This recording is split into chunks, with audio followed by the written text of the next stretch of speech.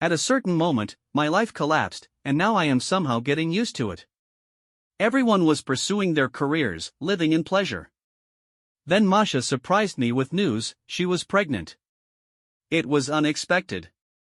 I was shocked at first, but then I rejoiced and eagerly awaited our son.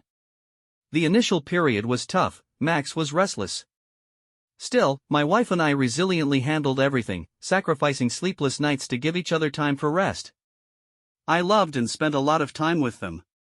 That's when the first signs appeared. I didn't immediately notice that Masha was happier when I was away than when I returned. I started directly asking her about the reason. "You are rarely at home. I'm tired of being alone. I can quit, and I will always be here calmly without wanting to engage in a scandal," she said. "Well, what then? Shall we sit and twiddle our thumbs?" I fell silent. But the resentment lingered. I didn't quite understand why she treated me that way. I left for a business trip completely upset. I don't quite understand how it happened, but I confess that I spent that night not alone. It was my huge fault, and no one knew about it. These feelings played a role in our subsequent relationship.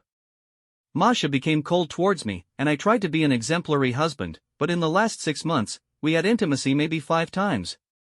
So, I was utterly surprised when I heard for the second time that Masha was pregnant again.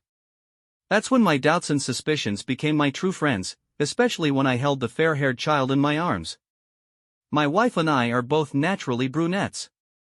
She is just a little blonde angel with huge green eyes. I'm naturally a redhead, my wife said, and we didn't bring up the topic again. Natasha grew surprisingly calm and quiet, but she didn't resemble either of us. She was just a blonde angel with huge green eyes. That's when I started seeking confirmation of my fears. Masha often left, saying she needed to relax. She developed postpartum depression, and she needed a psychologist. After a month, I found out how. I discovered photos in her phone. She didn't even try to hide the fact that she was cheating. How will you explain this? I didn't start a scandal because I understood that I was paying for my own betrayal.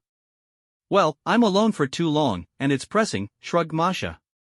I didn't delve into this topic, giving myself time for reflection, and during this time, suspicions gnawed at me. Then I decided to take a DNA test. I won't say that the results shocked me. I had suspected that the daughter was not mine. We divorced that evening. I couldn't bear raising another man's child for 3 years. Masha didn't say a word against it. It seemed she already didn't care about our marriage at that point. Divorce went smoothly.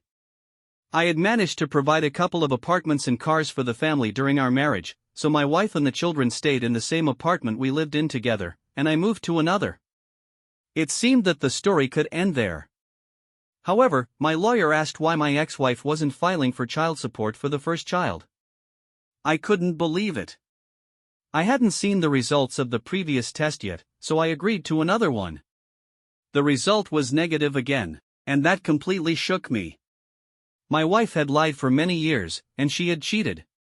But what infuriated me the most was that she turned the children against me, even though I hadn't done anything bad to them. With time, I am slowly recovering, and I hope that I will still have my own children, only mine and no one else's.